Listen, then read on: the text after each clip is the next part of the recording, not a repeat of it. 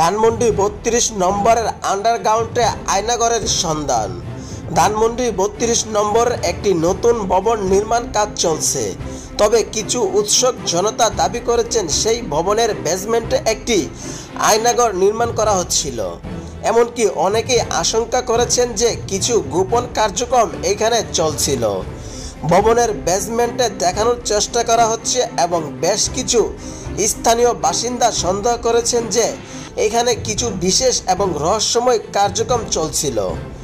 যদিও বেসমেন্টের কার পার্কিংয়ের ব্যবস্থা দেখা যাচ্ছে, সেখানে আরও একটি সিঁড়ি রয়েছে তা সন্দেহজনক মনে হচ্ছিল।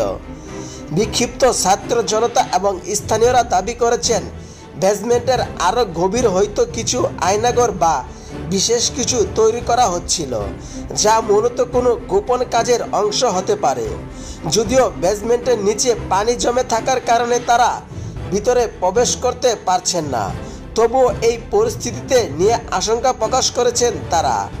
আবার কিছু স্থানীয় বাসিন্দা মজা করে বলছেন এটা কোনো আয়নাঘরের ব্যবস্থা হতে পারে, কিছু সম্ভবত অন্য কিছু চলছিল।